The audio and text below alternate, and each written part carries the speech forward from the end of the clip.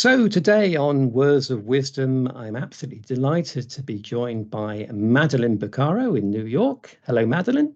Hello there, guys. How are you? We're great, thanks. And my friend and fellow YouTuber, John Heaton in Budapest. Hello. So today we're going to be discussing Yoko Ono and particularly what her impact was on John's work. So, Madeline, you've written a fantastic biography on Yoko, In Your Mind, the Infinite Universe of Yoko. From doing that incredible work, what does that lead you to believe about Yoko's main impact on John's creative process and his work? Well, John already had all these things in him. He was looking for an out from the Beatles. He wanted to speak his mind, speak his emotions, speak his political views.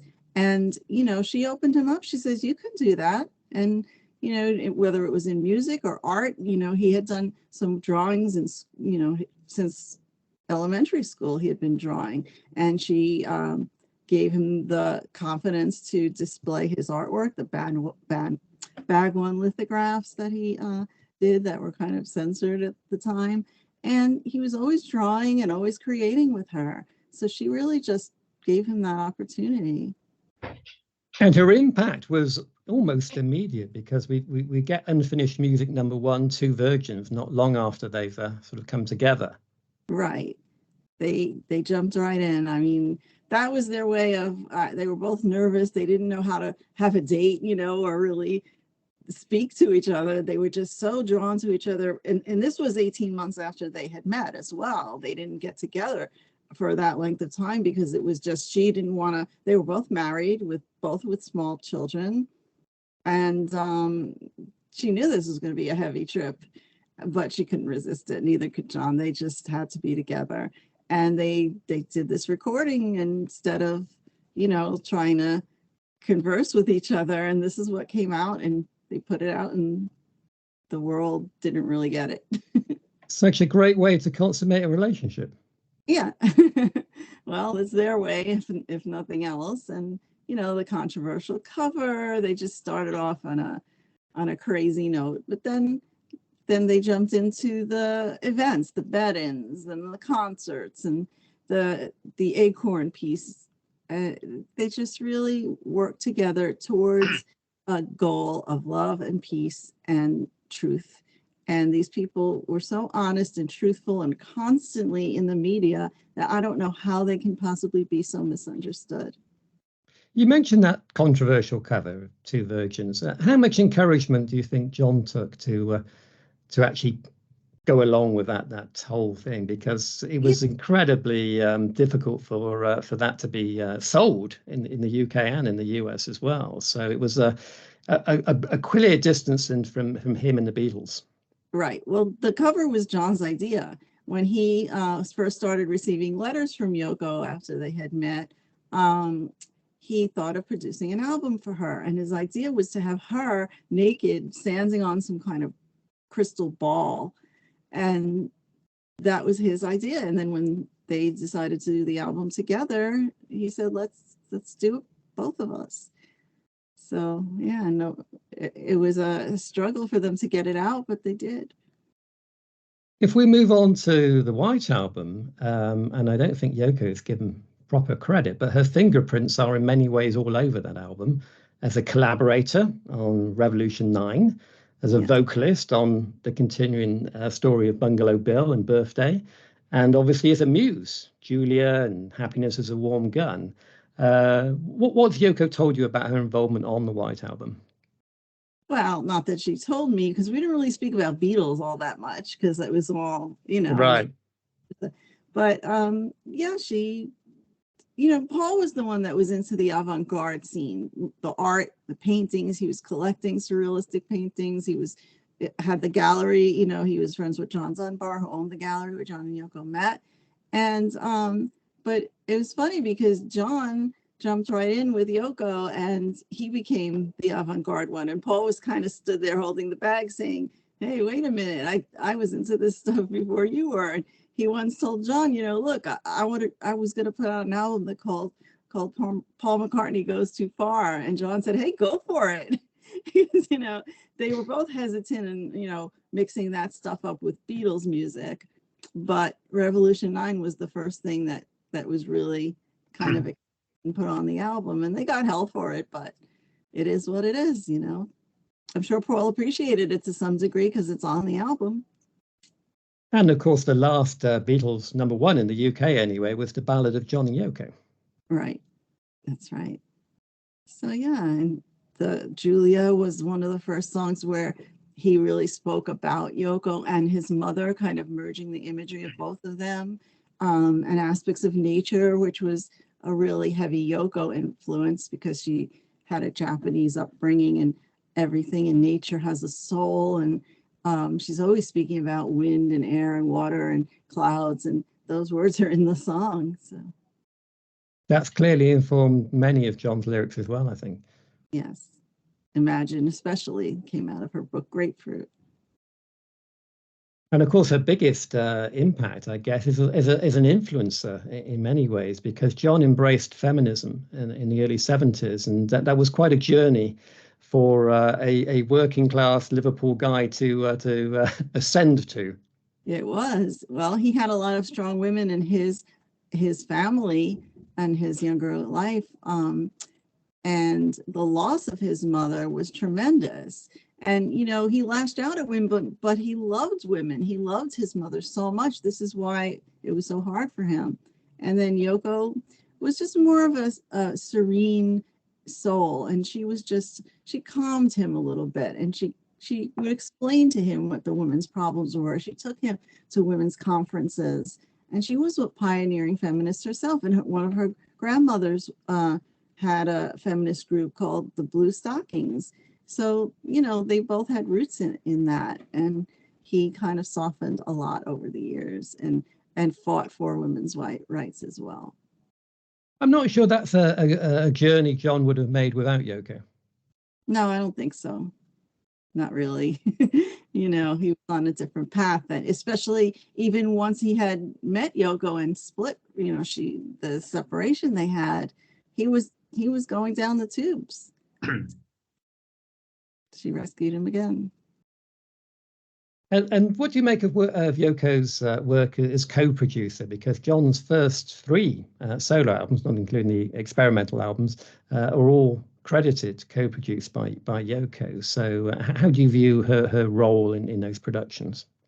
Well, Yoko was classically trained. There's some footage where you see John saying, "Oh, I want to use this chord. What do you call this?" "Oh, F sharp major diminished." She knows. And she co-produced Imagine, but he didn't give her credit on that. You see her in the studio. She's telling them, maybe play it more quietly. She's directing. So yeah, she had a musical ear. In fact, the song "Because" was her playing Beethoven's Moonlight Sonata, and he asked her to play those arpeggios backwards and got that thing going. And again, that song with the elements of nature in it. The moon is high, the sky is blue. So she was very capable. And even now, she's continuing his legacy by putting out these 50th anniversary box sets of, we have Mind Games coming out in the summer. She sits with the engineers. She directs them, in every way. I think Yoko and Sean have done a fantastic job as custodians of the Lennon legacy. I mean, the Imagine Ultimate Collection is just what the fans want. You've got the outtakes, you've got the evolution, you've got the elements segments, and of course you've got this fantastic book as well, which really does the album justice. And it's I'm hoping Mind Games will take a similar vein. It will. There's a book with it, and they also did a great job on John's 1970 Plastic Ono Band album. And Yoko's sessions are shoved in the back there on the Blu-ray disc, but they're just as amazing. But one thing we haven't seen yet is, of course, sometime in New York City. Do you think we'll see a box set ever of that one? Oh, I think there's a little technicality about the title of the single. Right. Okay. Is that the main thing that you think stopping that seeing the light of day? Yeah. Which is a shame, because there's so much live footage from 71, which they could include in that box set. It would be stupendous. I mean, It was 72. I was at that concert. I mean, not just the Madison Square Garden concert, but the the John Sinclair benefit and Attica State and all that. I mean, crying out for a box set, really. Well, we'll just have to see what happens. They were thinking about it. It was in the works, I heard, but we'll see.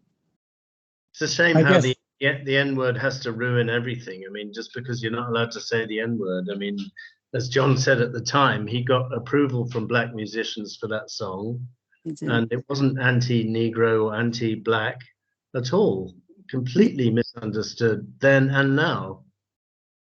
Yeah, people have a big capacity for misunderstanding, and it's growing and growing. It's very strange. Yeah. Yeah, I had a discussion the other day with Peter Doggett about cancel culture and the impact that it's had on various of the Beatles' works, and that there is a risk that some of these tracks are going to disappear, and then they're not good. I mean, unfortunately, today's generation don't seem to understand the backstory. They just very, very quickly to jump on one small thing and not understand the totality of what's going on. I guess like in '66 when John said that the Beatles were more popular than Jesus, that was entirely taken out of context. Yes, it was. And it was sensationalized, and the press ran with it, and that didn't help. So, but the legacy is being continued with all these box sets, and the Beatles are never gonna die. It's just gonna be forever.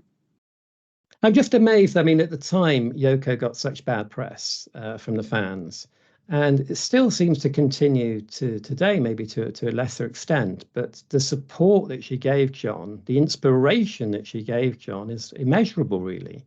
I think one of the things that you've mentioned, or that comes over certainly in the book, is how positive a spirit Yoko is, and how much strength that must have given John.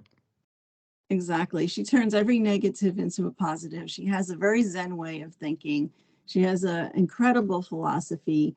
She's very intuitive. She can see things other people don't really see. She always says it's the invisible things that are important, like air, and the small things that are important, not the big things. And history is not what happened, it's what didn't happen.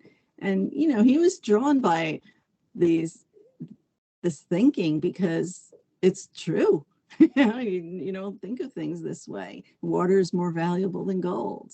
And he's like, what am I doing? And she's just trying to enlighten us to our own inner power and enlighten him as well. And a lot of lies were written about her, and they were all believed.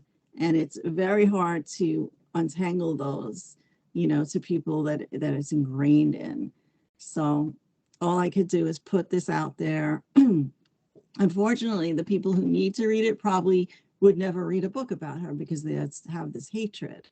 But it's unfounded, and she's such a beautiful person. I wouldn't care if she was just some nothing, but she's so valuable and so important, and we can learn an incredible amount from her.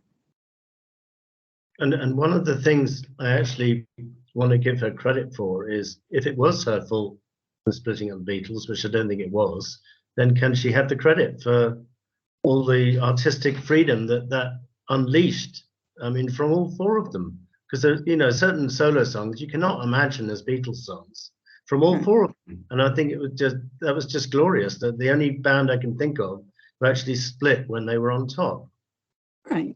And if you think about what songs each of the Beatles were recording at the Let It Be sessions, even Abbey Road and George had All Things Must Pass, almost so many songs from that already that the Beatles record for him. John had Cold Turkey. They were already branching out. So you can't blame Yoko. And there was no room on one album, was there? They would have had to do a triple album every time. Right. For George. Yeah, it's true. Now, what about Yoko's role as co-songwriter with John? Because we've got clearly sometime in New York City, I think half the tracks on the album are credited to John and Yoko. At the time, of course, Paul and Linda were doing something similar, I think, to allegedly to avoid publishing, to maximize publishing payments, etc. So how much of a collaboration was that between John and Yoko? Well, they collaborated as far back as, well, imagine, Oh My Love is pretty much a lot of Yoko's collaboration in the song Imagine. And then Jealous Guy, she had told him, he had written other lyrics for it. And she said, wait a minute, this is a beautiful song. You have something else to say here. And, you know, from then, and then they did it sometime in New York City. And I'm sure it was 50-50, not deliberately, but they were just collaborating. And then they did the same thing again on Double Fantasy.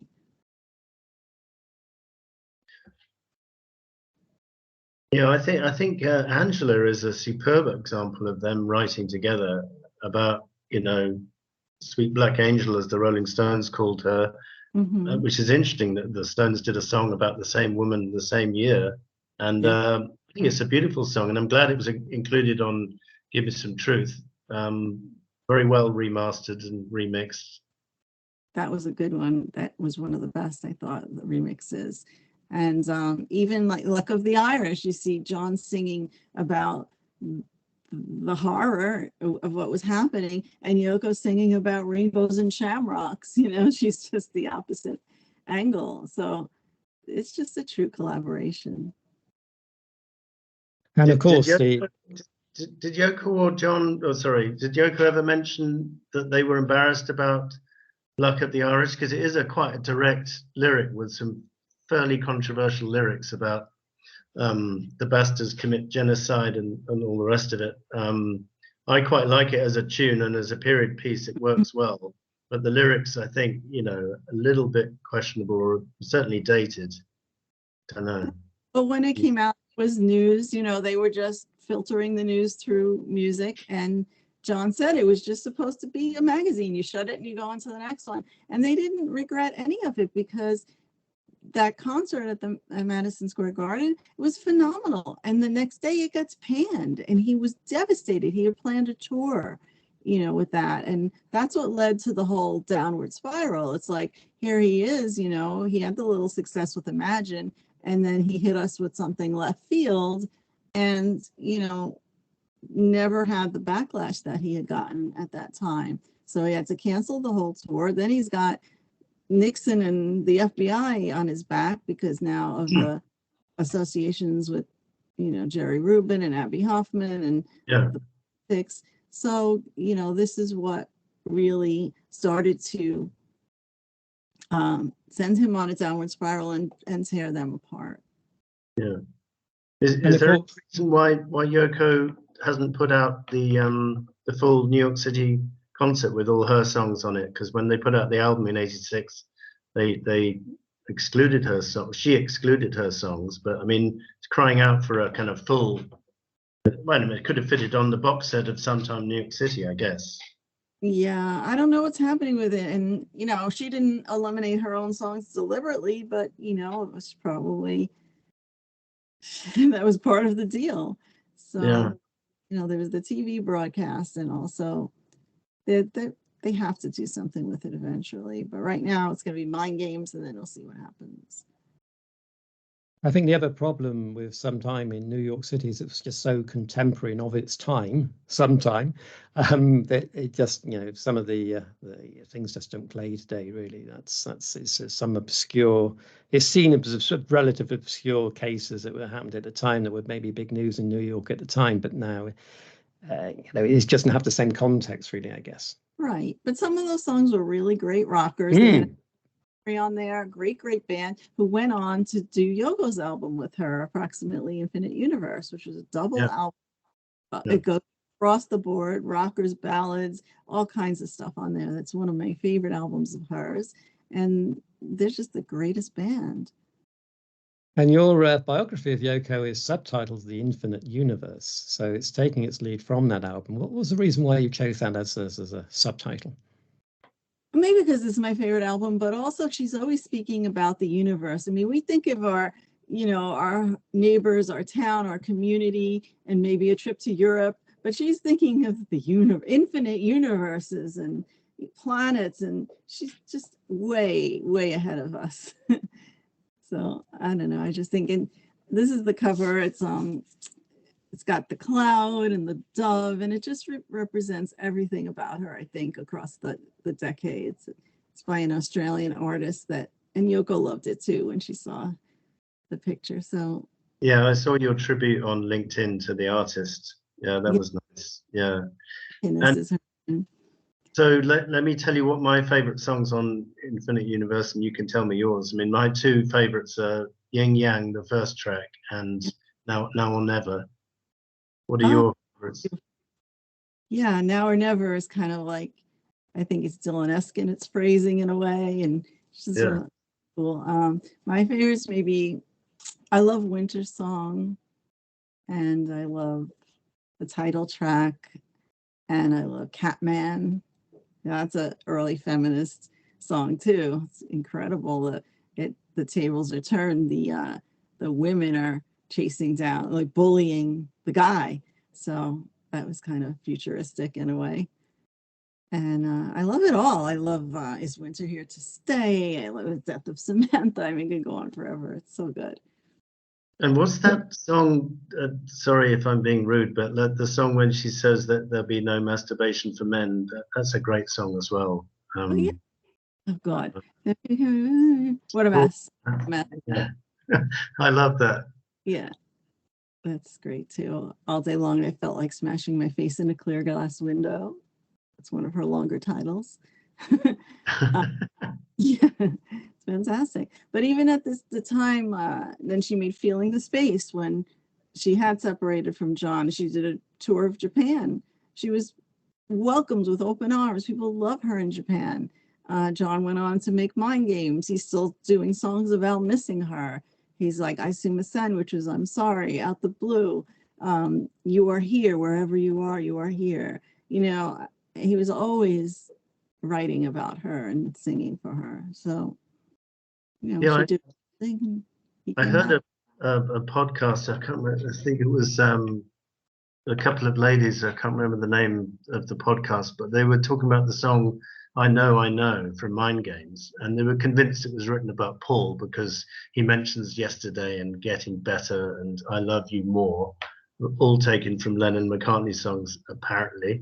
So they put two and two together and said this is about Paul, but it obviously is about Yoko. Oh, they do that all the time. I mean, listen, Paul and John were so close, and I'm sure John has Paul in mind subconsciously all the time as well. But you know, if it's about love, you know, deep, true love and saving me and all these kind of things, it's about Yoko. Yeah.